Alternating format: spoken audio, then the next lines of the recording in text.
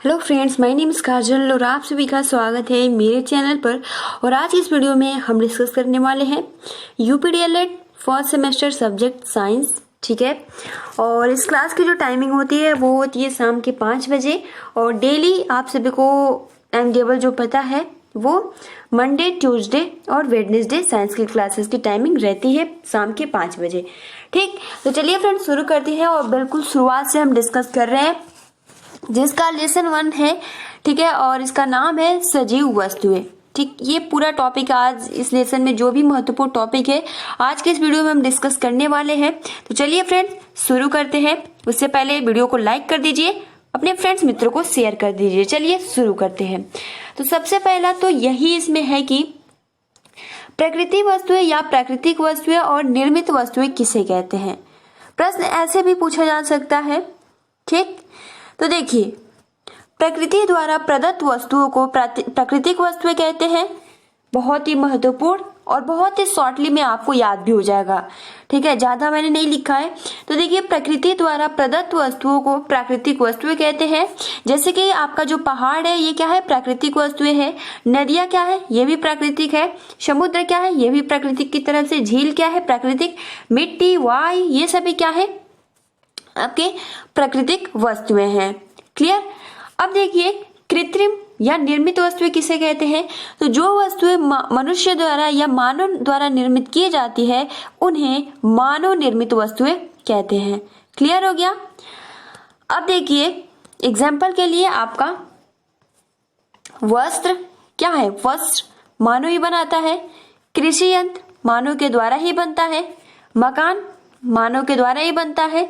साबुन मानव के द्वारा ही बनता है। सीमेंट मानव के द्वारा ही बनता है।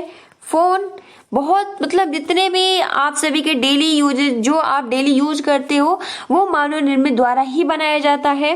ठीक है, तो ये आपका कृत्रिम या मानव निर्मित वस्तुएं हो जाएगा। और बहुत ही महत्वपूर्ण ये प्रश्न है। ठीक है, तो आप इसको अच्छे से याद कर लीजिएगा। अब देखिए, अगला आपका क्या प्रश्न है। अगला प्रश्न ये है, पूछता है कि प्राकृतिक और कृत्रिम वस्तुओं में क्या अंतर है। यहाँ वस्तुएं रहेगा। तो देखिए गाइस, इसमें कुछ नहीं करना है, बस आपको प्राकृतिक वस्तुएं मालूम रहेगा। कृत्रिम वस्तुएं क्या है तो आप अंतर तो वैसे ही बना दोगे। तो देखिए, सबसे पहले तो आप इस तरीके से भी लिख सकते हो, प्राकृतिक वस्तुएं, उसके बाद नीचे कृत्रिम वस्तुएं। तो देखिए, प्राकृतिक वस्तुएं ऐसे संसाधन जो उपयोग करने के लिए परोक्ष रूप से प्रकृति से प्राप्त होते हो और प्राकृतिक संसाधन कहलाते हैं। ठीक, जैसे अभी हमने डिस्कस किया, जिनमें आपका वायु, पानी, वर्षा, झील, नदी, कुओं द्वारा मृदा, भूमि, वन, जैव विविधता, खनिज, जीवाश्म ईंधन इत्यादि शामिल है। और बहुत बड़ी मात्रा में जीवाश्म ईंधनों का प्रयोग उद्योगों एवं परिवहन के लिए किया जाता है। अब देखिए, कृत्रिम वस्तुएं आप क्या डिफरेंट कर सकते हो। तो वे वस्तुएं जो प्राकृतिक वस्तुएं ना होकर मानव द्वारा निर्मित होती है और परंतु इनके निर्माण की प्रेरणा प्राकृतिक वस्तुओं से ली जाती है, वो कृत्रिम वस्तुएं कराती है। जैसे कि आप सभी को पता है कि कृत्रिम वर्षा भी कराया जाता है। ठीक, आपने देखा भी होगा। और कृत्रिम बुद्धिमत्ता, तो ये डिफरेंट है प्राकृतिक वस्तुएं और मानव निर्मित वस्तुओं में। तो बहुत ही महत्वपूर्ण है। आप बहुत ही आसानी के साथ और शॉर्टली में आपका लेसन अभी तैयार हो जाएगा और आपको पता भी नहीं चलेगा। ठीक है, अब देखिए, अगला जो आपका प्रश्न है कि जंतुओं और पौधों के वर्गीकरण, यानी जंतुओं और पौधों में क्या अंतर है आप सभी को बताना है। ठीक है, या उसका वर्गीकरण भी पूछ सकता है, तो आप बहुत ही आसानी के साथ इसको कर सकते हो। तो इधर जंतु है और इधर पौधे हैं। क्लियर। तो देखिए, फर्स्ट जंतु में कि जंतु प्रचलन अर्थात स्थान परिवर्तन करते हैं और जो पौधे होते हैं वो स्थिर होते हैं। पहला अंतर यही हो गया। अब जंतु और पौधों में समानता भी पाई जाती है, वो भी हम डिस्कस करेंगे। लेकिन अभी जंतु में क्या अंतर है, पौधों में क्या अंतर है, इन दोनों के बीच, ये बहुत ही महत्वपूर्ण है। और इस आज के इस वीडियो में से आपके एग्जाम में 100% कोई ना कोई प्रश्न तो जरूर पूछेगा। ठीक, तो देखिए, पहला कि जंतु प्रचलन अर्थात स्थान परिवर्तन करते हैं, बट जो पौधे होते हैं वो स्थिर होते हैं। सेकेंड की कोशिका भित्ति का अभाव होता है। ठीक है, क्योंकि पौधों में कोशिका भित्ति होता है। और आप सभी को बताना है कोशिका भित्ति किसका बनता है। ठीक है, किसका बना हुआ होता है? तो कोशिका भित्ति का अभाव होता है और शारीरिक संरचना एवं संगठन जटिल होता है। और देखिए यहाँ इसका आंसर भी आप सभी को दिख ही गया होगा। जो पौधे होते हैं कोशिका भित्ति यानी सेलुलोज से बनी होती है और शारीरिक संरचना एवं संगठन सरल होती है। देखिए डिफरेंट क्या है इसमें, क्या है इसमें कोशिका भित्ति नहीं पाया जाता, इसकी अभाव होता है, और जो शारीरिक संरचना एवं संगठन होता है वो जटिल होता है। बट जो पौधे होते हैं कोशिका भित्ति में सेलुलोज से बनी होती है, शारीरिक संरचना एवं संगठन सरल होता है। दूसरा पॉइंट क्लियर हो गया। तीसरा पॉइंट आप देख सकते हो कि इनमें पर्णहरित का अभाव होता है, ठीक है, पर्णहरित नहीं पाया जाता है, क्लोरोफिल नहीं पाया जाता है, और इसमें देख सकते हो इनमें पर्णहरित पाया जाता है, ठीक, तभी तो पत्तियां हरी होती है। तो ये डिफरेंट हो गया, और इसमें जंतुओं में मतलब नहीं पाया जाता है। देखिए फिफ्थ पॉइंट आपका हो जाएगा कि ये परपोषी या विषमपोषी होते हैं। अब यहाँ प्रश्न उठेगा कि परपोषी किसे कहते हैं? तो परपोषी उसे कि दूसरे पर आधारित होते हैं, ठीक है, तो ये परपोषी या विषमपोषी होते हैं। जंतु भोजन प्राप्त करने के लिए प्रत्यक्ष या परोक्ष रूप से पौधों पर निर्भर रहते हैं, ठीक। अब देखिए आपका पौधा, ये स्वपोषी होते हैं, सूर्य के प्रकाश की उपस्थिति में अपना भोजन CO2, कार्बन डाइऑक्साइड तथा जल से स्वयं बना लेते हैं। अब देखिए फिफ्थ हो जाएगा कि जंतु एक निश्चित आयु तक वृद्धि करते हैं और पौधे जो होते हैं वो जीवन पर्यंत वृद्धि करते रहते हैं। तो बिल्कुल सही बात है, ठीक है। तो ये हो जाएगा आपका डिफरेंट, ठीक है। फर्स्ट ये बहुत ही महत्वपूर्ण है, आप इसको अच्छे से, फर्स्ट ये है कि ये परिवर्तन होता रहता है और ये स्थिर होता है। सेकंड, इसमें कोशिका भित्ति नहीं पाई जाती है, इसमें कोशिका भित्ति पाई जाती है जो सेलुलोज का बना होता है। और जो जंतुओं में शारीरिक संरचना एवं संगठन जटिल होता है, बट पौधों में शारीरिक संरचना संगठन सरल होता है। तीसरा, इसमें पर्णहरित नहीं अभाव होता है, कमी होती है, नहीं होता है, और इसमें पर्णहरित पाया जाता है। ये परपोषी होते हैं और जो पौधे होते हैं वो स्वपोषी होते हैं, ठीक है। और आपका यहाँ जो जंतु होता है वो निश्चित आयु तक वृद्धि करते हैं और जो पौधे होते हैं वो जीवन पर्यंत वृद्धि करते रहते हैं। क्लियर हो गया आपका ये क्वेश्चन। अब देखिए पौधों और जंतुओं में समानता क्या पाई जाती है, इस पे हम डिस्कस कर लेते हैं। तो पौधों और जंतुओं में समानता क्या, तो देखिए सबसे पहला तो आपका यही हो जाएगा कि दोनों सजीव हैं, दोनों में जीवन चक्र होता है, क्लियर, और पौधों एवं जंतु दोनों ही वृद्धि करते हैं। अब यहाँ बात आ जाती है कि अभी तो डिफरेंट था, तो देखिए डिफरेंट क्या था, जो आपका जंतु होता है वो एक निश्चित आयु तक वृद्धि करता है और जो पौधे होते हैं वो जीवन पर्यंत तक, लेकिन वृद्धि तो दोनों ही करते हैं ना, तो ये समानता दोनों में पाई जाती है, ठीक। और देखिए पौधे एवं जंतु दोनों ही श्वसन प्रक्रिया करते हैं, क्लियर, और दोनों ही जीवित हैं और दोनों किसी बिंदु पर, मतलब एक निश्चित काल तो होता ही उनका अंत का, तो ये समानता है।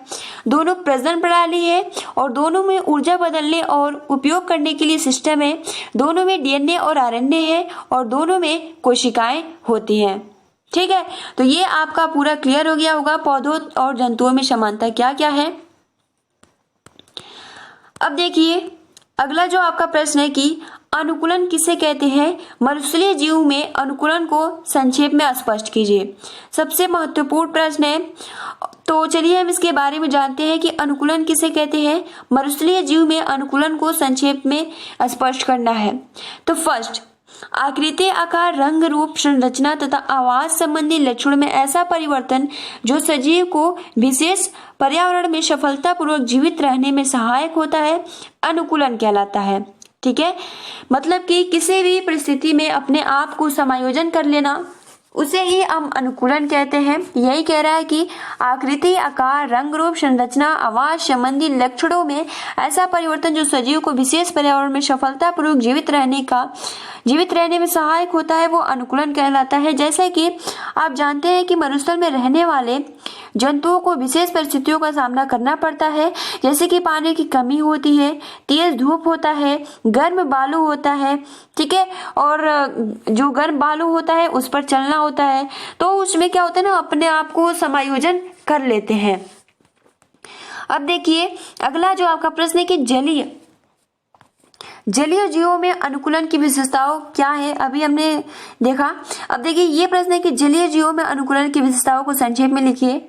तो देखिए जलीय जंतु जो होते हैं, जलीय जंतु के शरीर पर जलरोधी सल्क पाए जाते हैं। इनमें श्वसन के लिए विशेष रचनाएं होती है, जैसे कि क्लोम, जिसे गिल कहते हैं, ठीक है। जो तैरने के लिए इनका शरीर धारा रेखी जो मछली होता है, ठीक है, धारा रेखी तथा चपटे पंख वाला होता है और गर्दन का अभाव होता है तथा आंखों पर निमेशक पटल होती है। और ये सब जो लक्षण होता है मछली के जल में तैरने और भोजन की तलाश तथा शोषण के प्रति अनुकूल है। तो ये बहुत ही महत्वपूर्ण है गाइस, आप इसको अच्छे से याद कर लीजिएगा, ठीक है। अब देखिए आज का लास्ट प्रश्न है कि उभयचर जीवों में अनुकूलन को स्पष्ट संक्षेप में उदाहरण सहित बताइए। तो देखिए उभयचर आप सभी को पता है मेढक होता है। तो उभयचर जीव जैसे मेढक के पश्चात के पाद जल में तैरने तथा लंबी मांसपेशियां भूमि पर कूदने में सहायता करते हैं। इसके अतिरिक्त यह जल में त्वचा द्वारा, स्थल पर फेफड़े द्वारा शोषण करता है। तो आप देख सकते हो कि जल में त्वचा द्वारा, ठीक, और जो जमीन पे फेफड़े द्वारा वह शोषण करता है। कौन? तो मेढक। तो ये बहुत ही महत्वपूर्ण पॉइंट है। दोनों जो मेढक होता है जल में त्वचा द्वारा और जमीन यानी स्थल पर फेफड़े द्वारा शोषण करता है। क्लियर? अब देखिए ये कि वायवीय जंतुओं में अनुकूलन का संक्षेप में वर्णन कीजिए। तो देखिए फर्स्ट कि पक्षियों का शरीर वायवीय वातावरण के अनुकूल होता है। इनके शरीर का आकार नौकाकार तथा धारा रेखित होता है। इनके अग्रपादी पंखों पर रूपांतरित होता है जो उड़ने में सहायक है। इनकी अस्थियां खोखली एवं वायु से भरी होती है, जिससे इनका शरीर हल्का हो जाता है और फेफड़ों से जुड़े वायु कोशों में हवा भर जाती है, जो उड़ते समय शरीर को हल्का रखते हैं। इस तरह का विशेष रूपांतरण केवल पक्षियों में होता है, जैसे कि तोता, कबूतर, गौरैया आदि। तो ये बहुत ही महत्वपूर्ण ये भी प्रश्न है गाइस। अब देखिए लास्ट सेकंड इसमें आप कह सकते हो कि आप कीटों को ध्यान से देखें।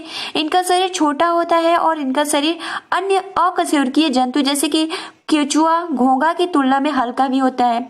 जब ये उड़ते हैं तो 2 जोड़ी पंख फैला लेते हैं। इनके शरीर में श्वास रंध्र होते हैं, जिनसे शरीर में हवा भरती और निकलती रहती है। इसी कारण से इनका शरीर हल्का हो जाता है, जैसे कि आपने तितली, मधुमक्खी, घरेलू मक्खी देखा होगा। ठीक, तो ये आपका लेसन 1 समाप्त होता है, जो कि इतने ही प्रश्न पूछे जाएंगे। अब इससे अलावा लेसन 1 से प्रश्न नहीं पूछे जा सकते हैं।